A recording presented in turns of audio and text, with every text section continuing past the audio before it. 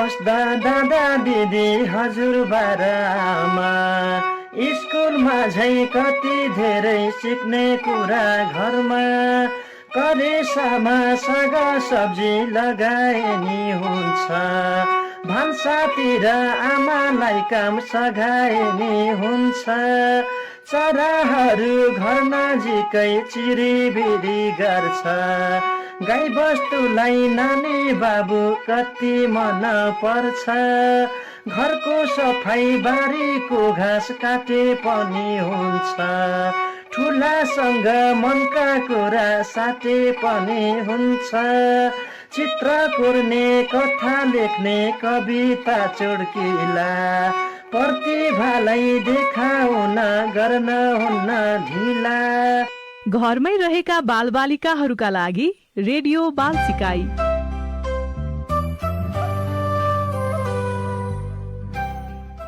Para भाइ बहिनीहरू नमस्कार, सन्चै हुनुहुन्छ? रेडियो बाल सिकाइ कार्यक्रमको 79औं अङ्कमा तपाईँहरूलाई स्वागत छ। यो कार्यक्रम देशभरका बालबालिकाको सिकाइमा टेवा पुर्याउन तयार पारिएको हो। यो कार्यक्रमले बालबालिकाहरूलाई नयाँ नौलो तथा सृजनात्मक क्रियाकलापहरूमा संलग्न गराउने उद्देश्य राखेको छ। यो कार्यक्रम रातोबंगला फाउन्डेसन, रातोबंगला स्कुलको साझेदारी कार्यक्रम आरबी पबको संयुक्त प्रयासमा सञ्चालन गरिएको हो।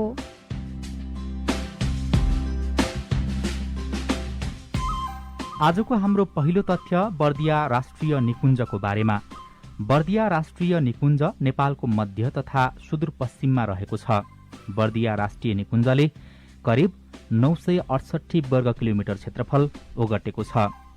बर्दिया राष्ट्रिय निकुञ्जको प्रमुख कार्यालय ठाकुरद्वारामा रहेको छ, जुन पूर्व पश्चिम राजमार्गको अमरेनीबाट दक्षिणतर्फ बाटो छुट्टिएको छ। यो निकुञ्ज नेपालको पश्चिममा कर्णाली नदीको पूर्वतिरको तराई प्रदेशमा अवस्थित छ। सन् 1968 मा शाही शिकार आरक्षको रूपमा स्थापना गरिए पनि सन् 1967 मा करिब 368 वर्ग किलोमिटर क्षेत्रफलको उक्त आरक्षणलाई शाही कर्णाली वन्यजन्तु आरक्षको रूपमा घोषणा गरिएको थियो। पछि सन् 1982 मा यसलाई शाही बर्दिया वन्यजन्तु आरक्ष नामाकरण गरियो र सन् 1984 मा पुनः बबई नदी आसपासको क्षेत्रलाई समेटियो। सन् 1988 मा आएर बर्दिया राष्ट्रिय निकुञ्जको रूपमा यस क्षेत्रलाई घोषणा गरिएको थियो। पूर्ण रूपमा तराई क्षेत्रमा रहेको यस राष्ट्रिय निकुञ्ज स्थापनाको प्रमुख उद्देश्य बाघ तथा यसको शिकारको संरक्षण भए पनि गैंडा, घडियाल गोही, डल्फिन जस्ता अत्यन्तै लोपोन्मुख वन्यजन्तुहरू पनि यसमा संरक्षित छन्। बर्दिया राष्ट्रिय निकुञ्जमा पृथक 3 किसिमको हावापानी हुने गर्छ। आश्विनदेखि फाल्गुनसम्म मौसम सुक्खा हुन्छ। यो समयमा दिनहरू न्यानो हुन्छन् भने रात ठण्डा रहने गर्छ। वैशाखदेखि असार महिनासम्म गर्मी मौसम हुन्छ। यति बेला यहाँको तापक्रम बढेर 45 डिग्री सेन्टिग्रेडसम्म पुग्ने गर्छ। त्यसपछिका महिनामा भारी वर्षातको मौसम सुरु हुन्छ। यहाँको माटो एकदमै कोमल भएको हुँदा वर्षातमा धेरै हिलो हुने गर्दछ। निकुञ्ज अन्तर्गत चुरेको माथिल्लो भागतिर केही सल्लाका जंगलहरू छन् भने तराईको धेरैजसो भाग सालको जंगलले ढाकेको र बीचबीचमा घाँसे मैदान रहेको छ। पाटे बाघ, एकसिङ्गे गैंडा, चितुवा, घोडगधा, जरायो, चित्तल, लगुना, बारसिंगा र जंगली हात्ती लगायत 56 प्रजातिका स्तनधारी वन्यजन्तु यस निकुञ्जमा पाइन्छन्। जलचरहरूमा घडियाल गोही, मगर गोही, सोस र विभिन्न किसिमका माछाहरू यहाँ पाइन्छन्। यस निकुञ्जमा हालसम्म 438 थरी रैथाने र बसाइसरी आउने चराहरूको अभिलेख गरिएको छ। पर्यटनको प्रचुर सम्भावना रहेको यो निकुञ्जमा वर्षेनी पर्यटकको संख्या बढिरहेको छ। आजको अर्को तथ्य मानव छालाको बारेमा। छाला मानव शरीरको सबैभन्दा ठूलो अङ्ग हो।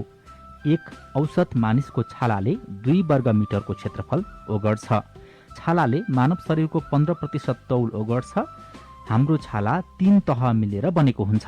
ती हुन् इपिडर्मिस, डर्मिस र सबक्युटिनस तह। परेलीको छाला सबैभन्दा पातलो छाला हो भने पैतालाको छाला सबैभन्दा मोटो छाला हो। हाम्रो छालाबाट दैनिक 20 देखि 100 वटा रौँ झर्ने गर्दछ। हाम्रो छालाबाट प्रत्येक मिनेट 30,000 मृत कोषहरू झर्दछन्। हाम्रो छालाबाट निस्कने पसिना गन्धविहीन हुन्छ, तर यसमा रहेका ब्याक्टेरियाहरूका कारण यसमा गन्ध आउँछ। छालाको रङ यसमा रहने मेलानिन भन्ने प्रोटिनले निर्धारण गर्दछ।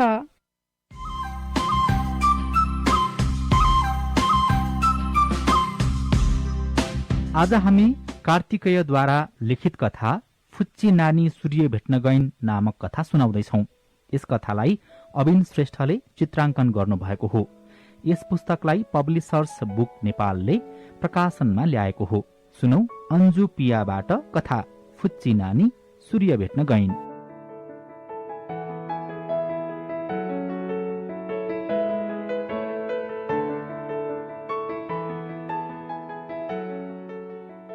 यस कथाको शीर्षक हो फुच्ची नानी सूर्य भेट्न गइन्।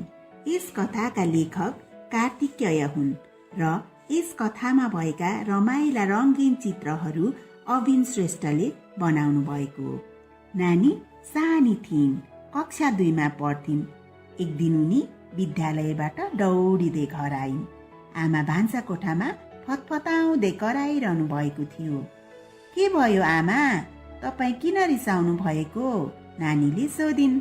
के हुनु नि छोरी, ग्यास नै सकियो, अब के गरी खाजा पकाउने हो? तिम्रो बाबा पनि घरमा हुनुहुन्न, आमाले दिक्क मान्दै भन्नुभयो। फुच्ची नानी दुखी भइन्। उनलाई एकदम भोक लागिरहेको थियो। ला अब म के गर्ने? खाजा कसरी पकाएर खाने हो? नानीले सोचिन्। उनी दिक्क मान्दै बगैँचामा गइन्। बगैँचामा रङ्गी फुल फुलेको थिए। शीतल हावा चलिरहेको थियो। नानी फुल हेर्दै रमाइन्। उनी थकाइ मार्न बगैँचाको आराम कुर्सीमा बसिन्। एकछिनपछि नानीले अचम्मको चरा देखिन्। त्यो चरा उनको बगैँचामा आएको थियो। त्यो चरा झट्ट हेर्दा डाँफे चरी जस्तै थियो, तर त्यसको जिउ अजङ्गको थियो। नानीले चरालाई अचम्म मानेर हेरिन्। चराले, के छ नानी, तिमी 2 कक्षामा पढ्छौ होइन भनेर सोध्यो। तिमी त बोल्ने चरा पो रहेछौ, तिम्रो नाम के हो नि? नानीले छक्क पर्दै सोधिन्। मेरो नाम फिरिरी हो, म सगरमाथा हिमालयबाट आएको हुँ, चराले दङ्ग पर्दै भन्यो। अनि किन आएको त यहाँ? नानीले सोधिन्। म तिमीलाई भेट्न आएको नि, चराले नानीको छेउमा आएर भन्यो। मलाई भेट्न रे? हेर कस्तो बनाउन जानेको, किन मलाई भेट्न आएको त तिमी? नानीले छक्क पर्दै सोधिन्। तिमीलाई खानेकुरा पकाउने ग्यास दिन आएको नि, चराले पखेटा फटफट पार्दै भन्यो। झुट्टो कुरा, तिमीसँग कहाँ छ र ग्यास? मलाई कसरी आगो दिन्छौ र? नानीले चराको नजिकै गएर सोधिन्। हेर नानी, मसँग आगो छैन, तर म तिमीलाई खाना पकाउन शक्ति दिने सूर्यलाई भेटाउन लैजान सक्छु नि, चराले फुत्किँदै भन्यो। हो र, कसरी? नानीले पक्क पर्दै सोधिन्। म कुकुकु हुहु गरेर कराउँछु, अनि तिमी मेरो जिउमाथि चढेर च्याप्प समातेर बस्नु है, चराले सम्झाउँदै भन्यो। चरा कुकुहु हुहु गर्दै करायो। फुच्ची नानी चराको जिउमा चढिन्। उनले च्याप्प चरालाई समातिन्। कस्तो गजब, चरा त माथि माथि उड्न थाल्यो। फुच्ची नानीले डराउँदै आँखा चिम्म पारेर बन्द गरिन्। ओहो, आकाशको देश आइपुग्यो, कति रमाइलो। ल अब म यहाँभन्दा माथि जान सक्दिनँ, अब तिमी उत्र, चराले कराउँदै भन्यो। अब म के गर्ने त? नानीले रुन्चे स्वरमा सोधिन्। अब तिमीलाई बादलले लगिदिन्छ, बादललाई बोलाउ न है, म तिमीलाई यहाँ कुरेर बस्छु, चराले माया गरेर सम्झाउँदै भन्यो। बादल बादल तपाईँ कहाँ हुनुहुन्छ? फुच्ची नानीले कराउँदै भने। को हो, किन कराएको? बाक्लो अग्लो बादल नानीको नजिक आइपुगे। म सूर्य भेट्न जान लागेकी हुँ, मलाई लगिदिनुहोस् न है, नानीले अनुरोध गर्दै भनिन्। ल ठिक छ, म गुडुङ गुडुङ गरेर कराउँछु, अनि तिमी मेरो जिउमा थपक्क बस्नु है, बादलले भने। बादल गुडुङ गुडुङ गरेपछि फुच्ची नानी बादलको जिउमा चढिन्। ओहो, जताततै कालै कालो अँध्यारो, बादल कुहिरो उडिरहेको कति डरलाग्लो ठाउँ नि। फुच्ची नानी अचम्मको यो दृश्य हेर्दै जोडसँग कराइन्। उनको मुटु ढुक ढुक गर्यो। उनी एकटकसँग टोलाएर हेरिरहेकी थिइन्। अचानक चमचम चम्किरहेको ताराहरू देखिए। ताराहरूको बिचमा एउटा ठुलो तारा पनि थियो। त्यो तारा असाध्यै राम्रो थियो। आहा, कति राम्रो तारा, नानीले दङ्ग भर्दै भनिन्। लौ अब उत्र, म यहाँभन्दा माथि जान सक्दिनँ। तिमी अब चन्द्रमालाई गएर भन्नु, म यहाँ तिमीलाई कुरेर बस्छु है, बादलले फुच्ची नानीलाई सम्झाउँदै भन्यो। चन्द्रमा, चन्द्रमा, प्यारो प्यारो चन्द्रमा, तपाईँ कहाँ हुनुहुन्छ? फुच्ची नानीले चन्द्रमालाई बोलाउँदै भनिन्। को हो, आज को आयो मेरो देशमा? चन्द्रमाले अचम्म मान्दै फुच्ची नानीलाई हेरिन्। आहा, कति राम्री चन्द्रमा, तपाईँ कति राम्री है, परी भन्दा पनि राम्री, नानीले खुसी हुँदै भनिन्। धन्यवाद सानी, तिमी पनि राम्री छौ नि। यति टाढा किन आएकी तिमी? चन्द्रमाले मुसुक्क हाँस्दै सोधिन्। म सूर्यलाई भेट्न हिँडेकी, मलाई सूर्यसम्म पुर्याइदिनुहोस् न दिदी, नानीले अनुरोध गर्दै भनिन्। ल, अब म चमचम गरेर चम्किन्छु अनि तिमी मेरो हात च्याप्प समात्नु है, चन्द्रमाले भनिन्। चन्द्रमा चमचम गर्दै चम्किन्। फुच्ची नानीले उनको हात समाइन्। चन्द्रमा उडिन्, नानी पनि सँगसँगै उडिन्।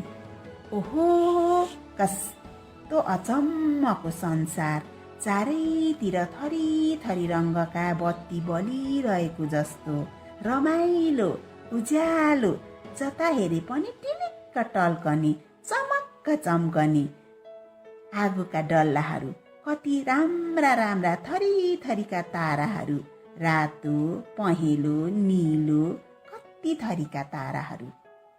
नानी यो रमाइलो हेर्दा हेर्दै कहिले रमाउँथिन्, कहिले आगोको लपका छेउबाट फुत्त चन्द्रमा उड्दा झसङ्ग हुन्थिन्। उनको मुटु ढुक ढुक गर्थ्यो। लौ, आज सूर्यको देश आइपुग्यो। यहाँभन्दा माथि हामी जानुहुन्न। म यहीँ तिमीलाई कुरेर बस्छु। ऊ त्यो ढोकामा गएर सूर्यलाई भेट्न आएको हुँ भन्नु है, चन्द्रमाले नानीलाई सम्झाउँदै भने। तातो ठाउँमा पसिना पसिना हुँदै नानी ढोका छेउमा पुगिन्। उनले ढोकामा उभिएका सैनिकलाई अनुरोध गर्दै भनिन्, म सूर्यलाई भेट्न आएकी हुँ, मलाई भेट गराइदिनुहोस् न है। सैनिकले एकैछिन अचम्म मान्दै नानीलाई हेरे। त्यसपछि उनले आदेश दिँदै भने, ल एकछिन पर्ख, म खबर पठाउँछु। एकछिन पछि सैनिकले नानीलाई भित्र लगे। ओहो, कस्तो अचम्म, जिउभरि हुर हुर आगो बलिरहेको आकृतिमा आइपुग्यो। भन, के भन्नु छ? म नै सूर्य हुँ। किन आएकी हो तिमी मलाई भेट्न? सूर्यले सोध्यो। त्यसपछि फुच्ची नानीले हत्तपत्त नमस्कार गर्दै भनिन्, सूर्य हजुर, मेरो नाम आशा हो। आज विद्यालयबाट भोकाएर घर आएकी थिएँ। ग्यास सकिएर केही खान पाइनँ। म तपाईँकोमा खाना पकाउने शक्ति लिन आएकी हुँ। फिरिरी चराले भनेको तपाईँसँग त्यो शक्ति छ रे, मलाई त्यही दिनुहोस् न है। नानीको कुरा सुनेर सूर्यले हा हा हा हा हाँसे। लौ ठिक छ, मैले कुरा बुझेँ। मेरो शक्तिलाई मानिसहरू सौर्य शक्ति, सोलर एनर्जी भन्छन्। म तिमीलाई सोलर प्यानल दिन्छु।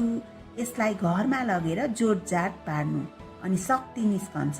त्यसले तिमी खाना पकाउनु र बत्ती बाल्नु है त, सूर्यले नानीलाई सम्झाउँदै भने। नानीले हुन्छ भनेर टाउको हल्लाइन्।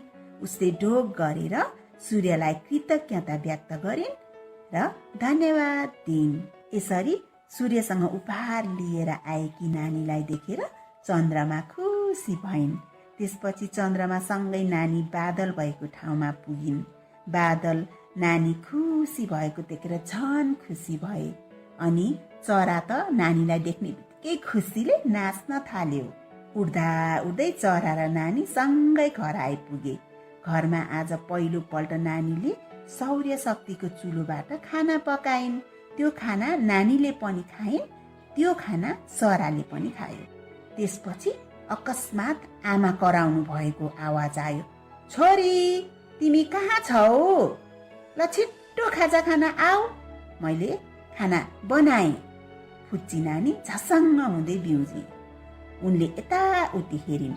उनलाई आफ्नो छेउबाट त्यो ठुलो चरा फिरिरी उड्दै उड्दै आकाशतिर गइरहेको चाहिँ लाग्यो।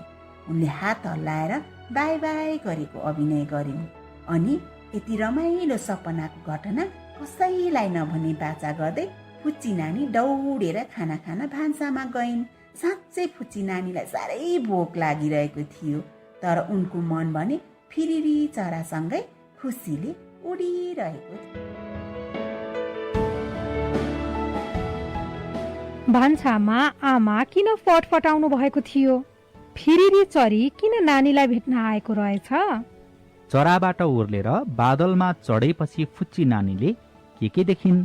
फुच्ची नानी र चन्द्रमा बीच के कस्ता कुराकानी भयो?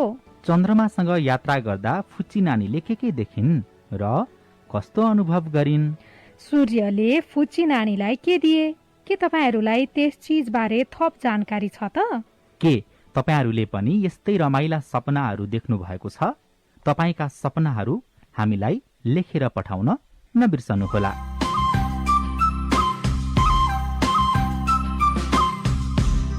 भाइ बहिनीहरू, तपाईहरूले कतिको गाउँ खाने कथाहरू सुन्ने गर्नु भएको छ? आज हामी तपाईहरूलाई यस्तै केही गाउँ खाने कथाहरू सोध्नेछौँ। यसको सही जवाफ पत्ता लगाउनुहोस् है। कतिवटा गाउँ खाने कथाको सही जवाफ दिन सक्नुहुन्छ? हेरौँ है त। तयार हुनुहुन्छ? ल सुरु गरौँ है त। पहिलो गाउँ खाने कथा। 5 दाजुभाइको एउटै थाल के हो? 5 दाजुभाइको एउटै थाल के हो?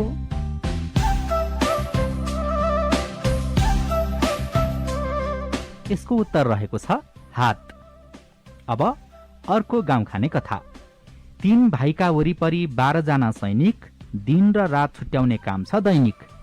3 भाइका वरिपरि 12 जना सैनिक, दिन र रात छुट्याउने काम छ दैनिक। के हो?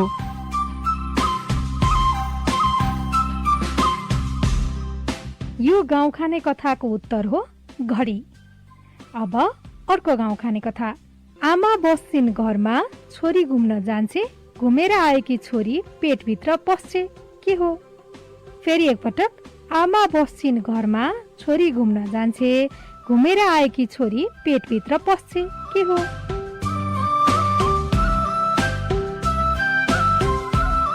यसको उत्तर रहेको छ साँचो र तालचा। भाइ बहिनीहरू, कस्तो रमाइलो भयो अघि? तपाईहरूसँग पनि यस्तै रमाइला गाउँ खाने कथाहरू भए हामीलाई लेखेर पठाउनु होला है।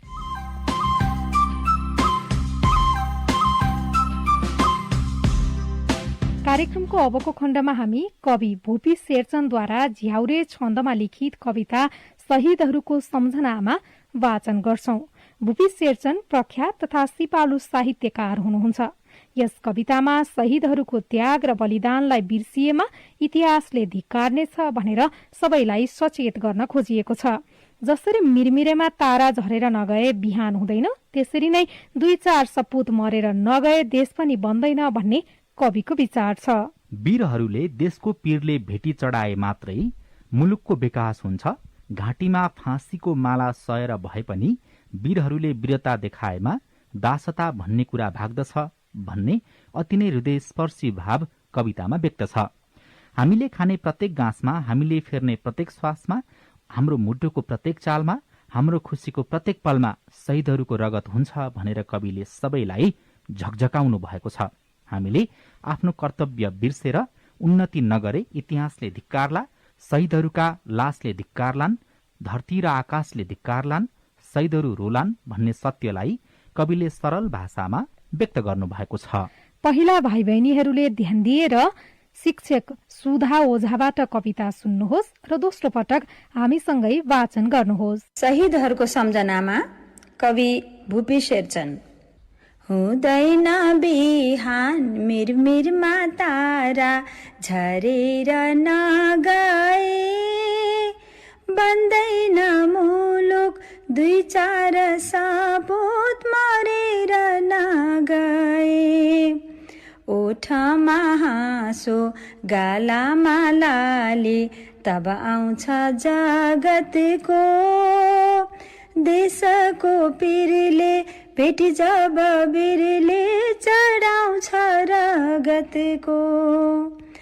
घाँटीमा फाँसे कोमाला गाँसे बिरले हाँसता, मातृभूमिको चरण ढोगी भाग्दछ दासता। उम्रन्न बोट कसैले बिउ छरेर नगए, बन्दैन मुलुक दुई चार सपुत मरेर नगए। हामीले खाने प्रत्येक गाँसमा रगत छ शहीदको, हामीले फेर्ने प्रत्येक सासमा रगत छ शहीदको। हाम्रो मुटुको प्रत्येक चालमा छ धड्कन शहीदको, हाम्रो खुसीको प्रत्येक पलमा छ जीवन शहीदको। पाउने थिए नौ खुसी तिनले छाडेर नगए, बन्दैन मुलुक दुई चार सपुत मरेर नगए। हामीले आफ्नो कर्तव्य बिर्से इतिहासले धिक्कारला, गोली निलेका शहीदको प्यारो लासले धिक्कारला।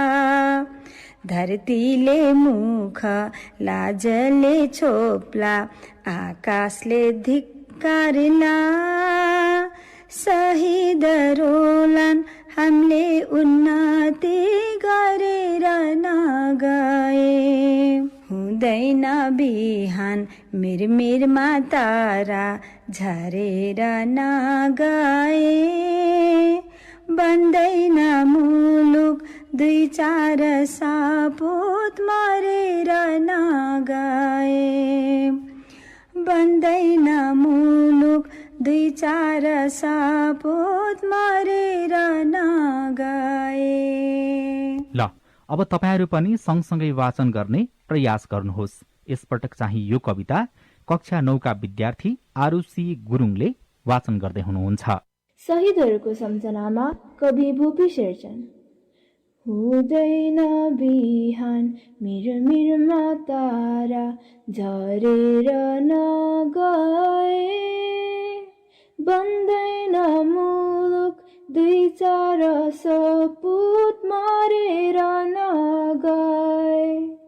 ओठमा हाँसो गालामा लाली तब आउँछ जगतको, देशको पिरले पेटी जब बिरले चढाउँछ रगतको। घाँटीमा फाँसी कोमाला गाँसी बिरले हाँसता, मातृभूमिको चरण ढोगी भाग्दछ दासता। उम्रन्न बोट कसैले बिउ छरेर नगए, बन्दैन मुलुक दुई चार सपुत मरेर नगए। हामीले खाने प्रत्येक गाँसमा रगत छ शहीदको, हामीले फेर्ने प्रत्येक सासमा रगत छ शहीदको। हाम्रो मुटुको प्रत्येक चालमा छ धड्कन शहीदको, हाम्रो खुसीको प्रत्येक पलमा छ जीवन शहीदको। पाउने थिए नौ खुसी तिनले छाडेर नगए। बन्दैन मुलुक दुई चार सपुत मरेर नगए। हामीले आफ्नो कर्तव्य बिर्से इतिहासले धिक्कारला। गोली निलेका शहीदको प्यारो लासले धिक्कारला। धरतीले मुख लाजले छोप्ला, आकाशले धिक्कारला। शहीदरोलान् हामीले उन्नति गरेर नगए। हुँदैन बिहान मिरमिरमा तारा झरेर नगए।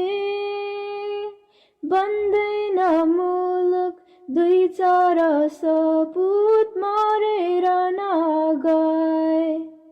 बन्दैन मुलुक दुई चार सपुत मरेर नगए। तपाईहरूले कार्यक्रममा सिकाइएका कविताहरू कतिको अभ्यास गर्दै हुनुहुन्छ त?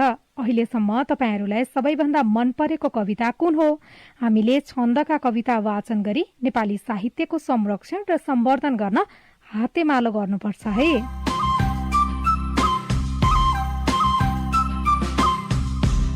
भाइ बहिनीहरू, हामी कार्यक्रमको अन्त्यमा आइपुगेका छौं।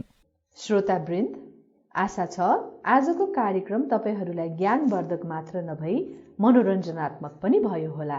धन्यवाद।